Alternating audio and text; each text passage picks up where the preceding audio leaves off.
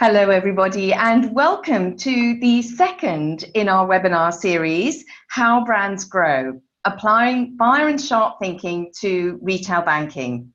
My name's Fiona Blades. I'm the President and Chief Experience Officer of Mesh Experience, and I'm delighted to be here today with Mark Thompson. Hello. And Mark is Experience Director at Mesh. We are also privileged enough to have been working with Professor Emma MacDonald from Warwick University and Business School. And you can check out the interview that we had with her on Byron Sharp in our previous webinar, which was on distinctive assets. This time, we're actually going to be discussing mental availability. So we'd love to share some of the content that we have that talks about how we approach brand growth. So shall we get going, Mark? Yes. Okay. The first thing is that whenever anyone encounters a TV ad, or they walk into a room, or they walk into a store, each brand encounter will impact on their brand perception. And that's why we focus on the complete experience. And that's what makes us different from other agencies, because we believe that all experiences, not just the advertising, impacts on brand salience. And all experiences can be brand building, but they need to be noticed and they need to be correctly identified. And that's where the Byron Sharp thinking and the experience research combines. So in today's world, with increased media fragmentation and multi-channel customer journeys, marketers need to take an experience-driven marketing approach to understand how their marketing efforts are impacting on brand performance. And we measure the complete brand experience across paid, owned, and earned touchpoints, because share of experience is actually better than share of voice at correlating with market share. And we measure what people actually pick up, not simply what, as marketers, we push out. And we capture the emotional reaction in real time, which reduces any recall bias. Because a positive experience can have 3 times the impact of a neutral one on brand consideration from all the work that we've done over the years. And we can identify the consistency of brand assets across the complete brand experience, because when you get inconsistent or unclear branding, it will lead to poor campaign pickup and effectiveness. So ultimately, we can help you see which experiences to create more of and which you need to reduce or change. So Byron Sharp would argue that the combination of mental and physical availability is how brands grow. But these are driven by experiences, and it's experiences with brands that create those memory structures, building the mental availability. According to Byron Sharp, this helps brands to be thought of in buying situations. However, we believe that this also applies at every key behavior point in the purchase journey. For example, when you're searching for information or choosing which branches to visit, it's really important to track mental availability at each point in the purchase journey to ensure that your brand is thought of at those behavior points. And that's where our methodology helps, because it does track all those experiences at the different stages in the purchase journey. And that means that we can assess their impact on mental availability. And that's what makes the Mesh approach different and more powerful than other tools that we've seen in the past. Now, physical availability represents how easy the brand is to find through retail and service channels. And this helps acquisition, and it also contributes to the overall brand experience. However, we believe that in categories with a long purchase journey, like financial services, brands need to be available at every behavior point. So if somebody decides to seek out your brand in a particular channel, then you should be available. Otherwise, they might pursue an alternate brand.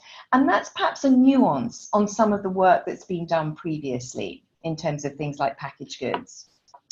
We also track customers and non-customers. which enables us to identify the performance of the own channels, not just as a service channel to existing customers, but as an acquisition channel for non-customers. And mental availability is formed by all experiences, whether they are paid, owned, or earned. And physical availability can span both your earned and your owned channels. And at Mesh, we're picking up that complete picture, so we can measure and optimize performance across a wide range of touch points, which will grow your brand.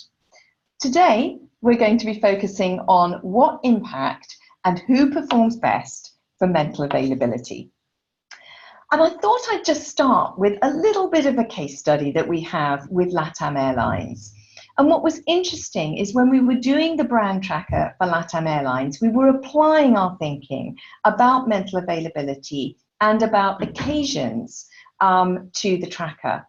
Because what we found is that if you just ask preference or consideration, it's a blunt tool. I'm about to fly actually to New York, and I'm thinking, well, what flight shall I get?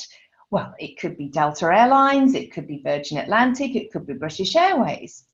But if I was flying to Amsterdam today instead, I wouldn't be thinking of any of those brands. I would have a completely different set that were available to me mentally for that occasion. So we created the tracker for them, looking at occasions. And in doing so, we were able to identify where LATAM was strong and where they were being overtaken by competitors which would have been masked just at the general consideration and preference level where they were number one.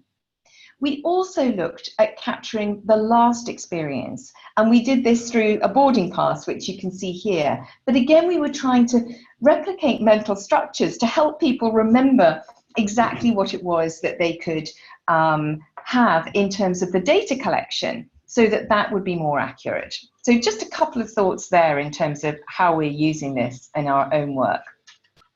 Let's just a quick refresh on how the data collection works and how we can pick this up. So our methodology comprises of 3 stages. We start with a pre-survey where we collect brand metrics and imagery data, as well as demographic and attitudinal information. And after that, the participant takes part in a weekly experience diary where they record all the experiences that they have with brands in a particular sector. So that then tells us about all their experiences, which brands they were with, which touch points, how positive, how persuasive they were. They give a written account of the experience. They give us photos, and we get lots of granular data on over 100 different touch points. And then finally, we interview the participant after the end of their diary week with another survey where we collect the same brand and imagery data with the detail about their week. And collecting that data enables us to have a look at the impact that experiences have had on the brand metrics and perceptions from the beginning to the end of the week. And here's just an example of a Lloyds banking customer. They've had multiple experiences with different banks in their diary week. On day 3, they noticed a Lloyds banking ad which improved their perception towards the bank. And on day 5, they had a negative experience which related to a branch closure of a bank in their local town. So I mentioned Emma, and she was describing what it was like to work with Byron Sharp, and she said he always challenges assumed wisdom, and we need to make sure that our decisions are based on evidence knowledge, and that's what's important, and that's why we're collecting this data, so that we do have really hard evidence to help our marketers make better decisions. So at this point, I'd like to hand over to you, Mark, to talk us through some of the specifics that we're using with our data. Yeah, so what we're going to look at today is the concept of mental availability and how we can apply it to financial services, and then use examples from our retail banking data set to understand which banks are currently doing well for mental availability. So before we go into that, I guess starting off with what is mental availability. And going back to what we saw earlier, Byron Sharp generally talks about the way to grow a brand is through mental and physical availability. So obviously physical availability is being available to be bought or purchased when someone is in that situation. And mental availability, slightly differently to that, is making your brand easier to access in consumer memory, in more buying situations, and for more customers. So in a sense, it's about making a brand more present in someone's mind. So when they go into, or when they're in a buying situation, they're more likely to think of your brand over another. So almost mental availability acts as those mental shortcuts to make decisions easier for people to make. And similar to this, it's not necessarily just about being more aware. So Byron Sharp makes it quite clear that mental availability isn't just salience or spontaneous awareness, but it's a combination of factors, including awareness, but also the mental structures. So the perceptions someone holds, and how many perceptions they hold about a certain brand, and how strong those connections are.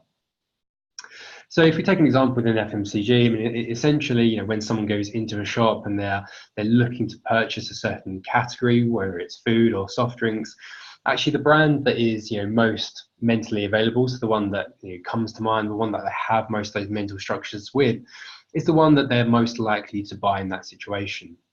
So as long as that product is in store, the one that has the most mental availability is the one that leads to the purchase. So within financial services then, we see mental availability being very important, for the same reasons that you want to be in the memories and the mindset of consumers. But I suppose the difference is that whilst with certain products, they are literally physically available, so you can pick them up, a physical product in a certain store or place. Actually, for financial services, there's a couple of different things. One is the length of the purchase window and the interaction. So it's not that someone's currently in a buying situation and they want to decide in that moment, but actually a lot of financial products and services are more complex or more thought out. So therefore, it's important to be mentally available, but over a longer time period, or making sure that your brand is thought of a lot of different situations and not just in a single buying situation. So it is really important, but it's a slightly different makeup. So it's not just about a single point of moment, but it's about making sure your brand is thought of across loads of different situations, because ultimately people can sign up or buy financial service products more digitally, don't necessarily have to be in store. So physical availability isn't as limiting. So it's really important to make sure that your brand is thought of and is present. But as well, it's not just a single kind of factor. So Fiona mentioned earlier that actually we see occasions play a big role within this. So you can't just think of mental availability as a single metric. Actually, it changes quite a lot depending on the occasion people are in.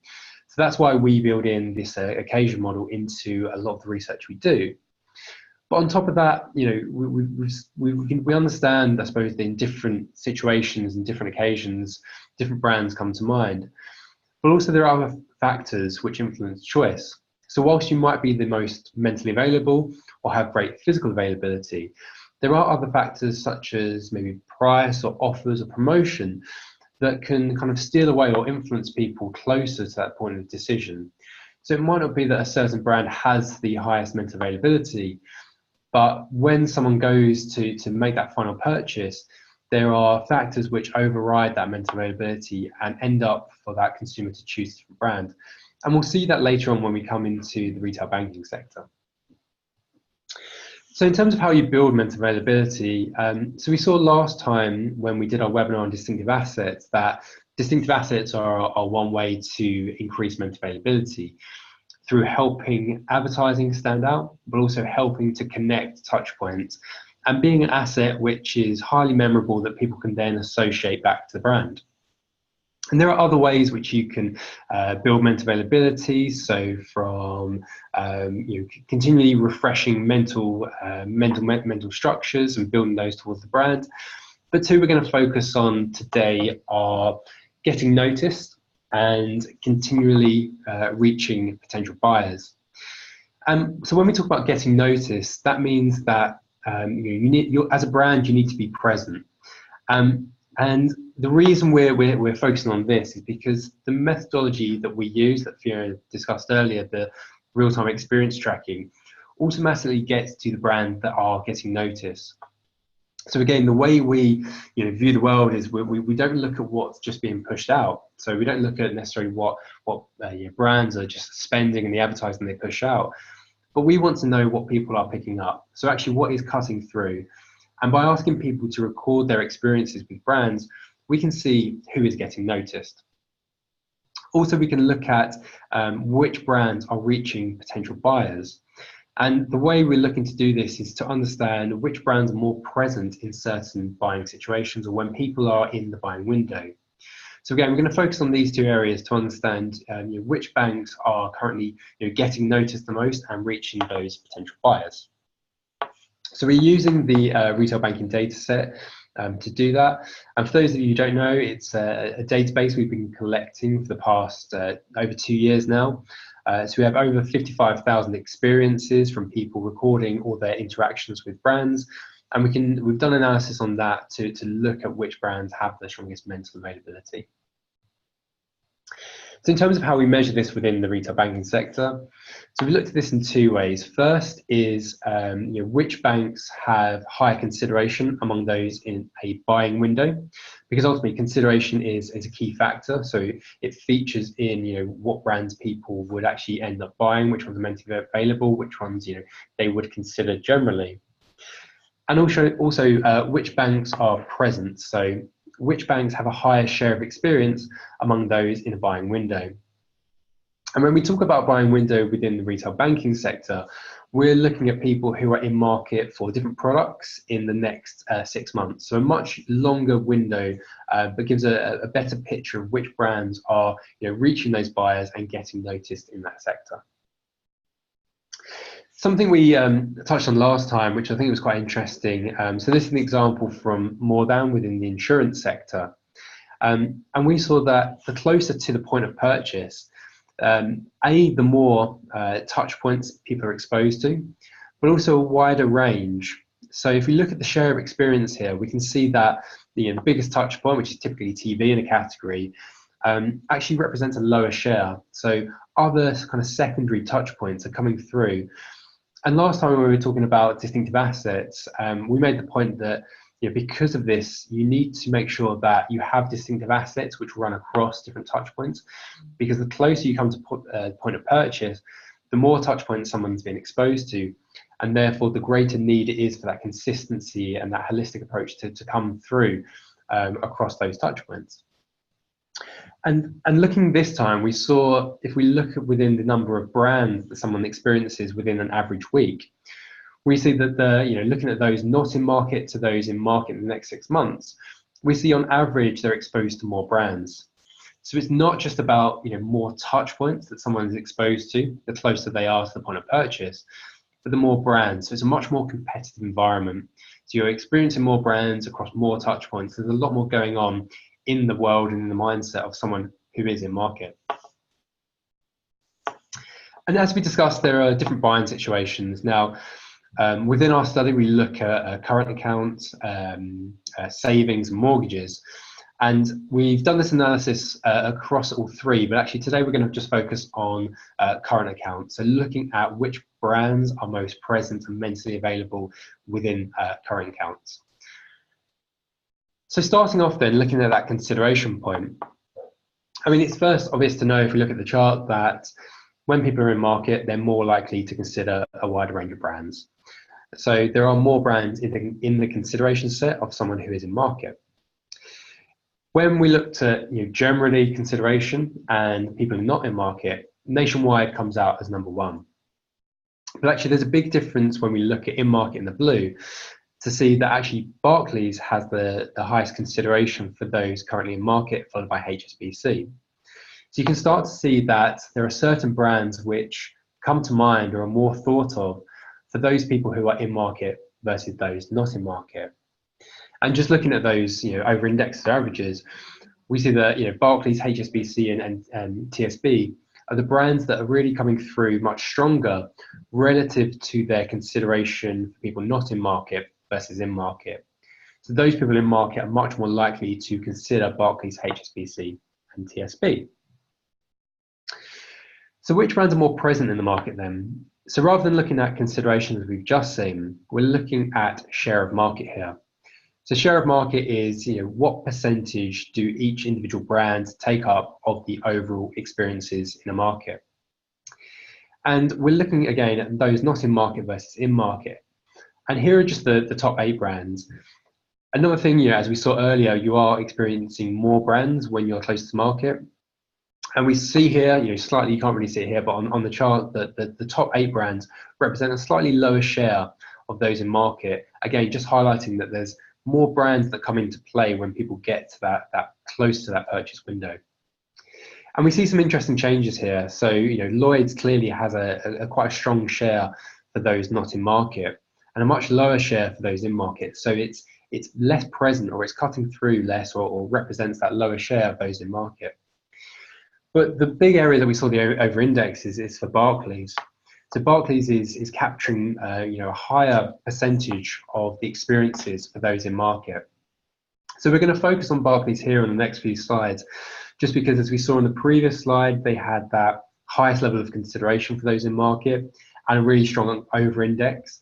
And again, here, they're brand that are generating more, a higher share of experiences versus those not in market. So Barclays is clearly getting noticed, and it's reaching those buyers. So again, it has that mental availability. So it's that brand that's in that good position to be mentally available. So looking at the touch points that Barclays, or people are experiencing Barclays, so we can see some differences and similarities when we look at those not in market versus in market. So generally, the shares are similar. So TV represents the highest share. But what we can start to see for those who are closer to market is that certain touch points are less important in terms of they're experiencing them less, and other touch points start to come into their own. So TV does represent a lower share of Barclays experiences the closer you are to market, as does some other own touch points such as branch and online banking. But it's the touch points such as online, out-of-home newspaper, radio and social media that start to play a bigger role when you get closer to market. So grouping those touch points together, we see that for those in market, the touch points of out-of-home newspaper, radio, social media and magazine represent about a quarter of all of Barclays experiences. And that's not paid experiences, that's total brand experiences. So about a quarter is represented by these channels. And that's compared to just 15% for those not in market. So actually, if someone's not in market, they're not seeing Barclays across these channels. So it's that mindset of someone who's looking for products that means that these almost secondary channels, I suppose, generally start to play more of an important role and start to get noticed more. And when we started to analyze this, we saw that it wasn't necessarily that Barclays was communicating current account offers or products on these channels, because it doesn't mean that you have to be solely focused on a certain product to be mentally available within a category.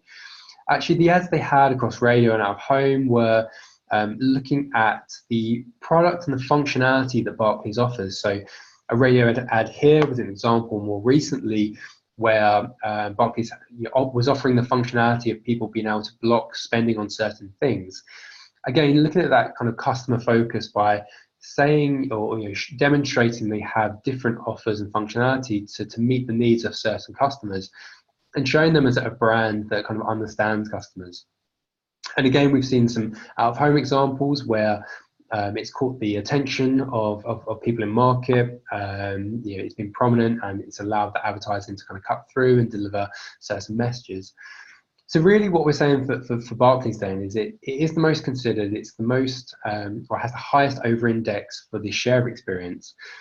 And it's because it utilizes well the secondary channels. So it's reaching people across more touch points because of the way it lays out its media. So it's more present in the channels where people are looking. And it's delivering messages which relate back to functionality and to what people could look for or would like to look for in products.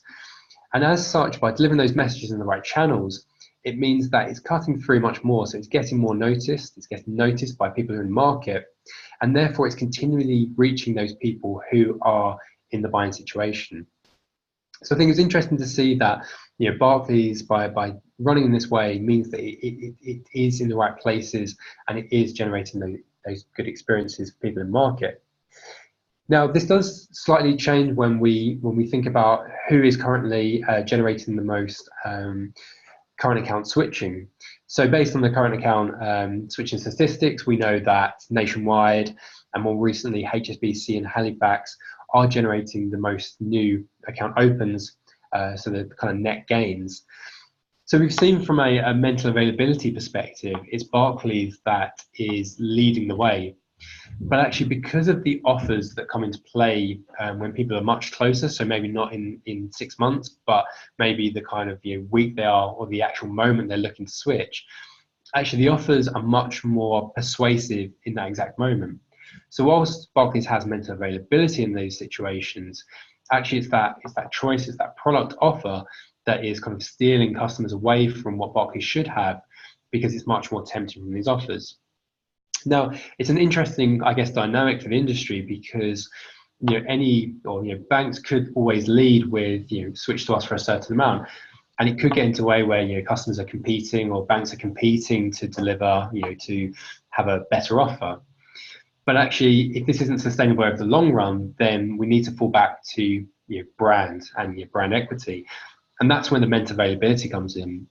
So based on our analysis, had these offers not been around, then it would be Barclays who are benefiting, because those are the ones that people are thinking of and is more present. But actually it's the offers which are ultimately stealing away people from Barclays, who has that strongest mental availability. So like I say, we looked into this for savings and mortgages as well. We see some differences in terms of the brands that cut through and are getting noticed, and some differences of reasons which we can obviously look into at a later date. But we just wanted to leave you with some actions to take from this and some ideas from our side about measuring this in more detail. So from a key action perspective, I think we saw that in order to build mental availability, brands need to be present in different buying situations and also in different occasions as well. In order to do this, brands need to get noticed and continually reach those new buyers, as well as we discussed in the previous webinar, have distinctive assets which people can identify, realize and recognize, which help strengthen the brand. Brands need to be consistent across touch points. We saw this when we looked at the more than example from insurance, because the closer people get to market, the more touch points they're being exposed to. So the greater need for consistency and the greater need for that brand to really hold all those touch points together. We saw that brands need to know who the real competitors are from an experience perspective. And what we mean by this is that actually, when we look at the brands that are generating experiences in the moment, that's slightly different to a typical quantitative survey where you ask what people generally consider or the brands they think of. Actually, we need to look at the experiences people are having and which brands are commanding the greatest share, because actually those are the ones that we need to, your brand needs to compete more against. And equally, from an experience perspective, we need to look at which touch points are working best. So again, understanding which touch points perform best for your brand and which ones are generating the most mental availability. So we did see that brands need to utilize a range of touch points, and this really came through from the Barclays example, but also some of the other situations from savings. As I mentioned, we saw a similar trend to this. And this highlights the importance of that media mix. So certain brands which led or were experienced predominantly through TV performed quite well at a total market level and for non-customers. So people who aren't necessarily in the market, they're more likely to notice TV advertising. But when you get close to that point of purchase, those potentially secondary channels which maybe don't generate as many experiences for people who aren't in the right mindset, start to be really important. And if you have those messages that are likely to get noticed, so those functional messages that really resonate with customers, if you deliver those across those touch points, you're instantly more likely to get recognized and stand out across those different elements. But we also need to understand what competitors are doing, and this again really came to light when we looked at the difference between what we're seeing from a mental availability and branding model versus what we're knowing is happening in the market from a switching perspective. And actually, there needs to be that trade-off of long and short term.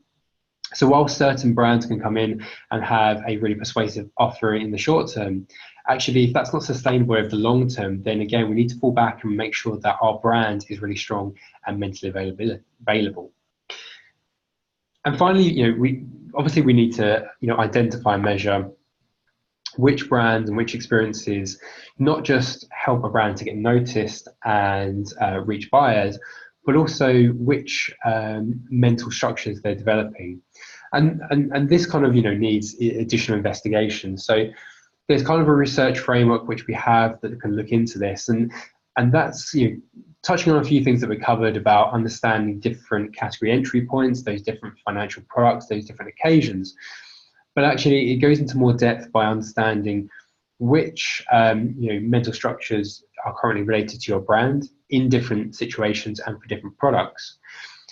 But then understanding which of those mental structures are most important to consumers into the category, to understand the different drivers and themes, and then to develop a strategy to mentally link your brand and your experiences to those different drivers to generate the strongest mental availability. So really, this is an additional kind of framework and module that we would add to the current work we're doing to deep dive into not just understanding which brands are cutting through and getting noticed and the reasons behind that, but then focusing on which mental structures certain brands are developing in different situations. So that's it from me today. Hopefully that gave you a bit of an overview of the data we have and the way we can look at that, and some examples of the importance of that media mix, and by making sure that you stand out in the ways you do that in market. And I'll hand over to Fiona just to say a couple of final words.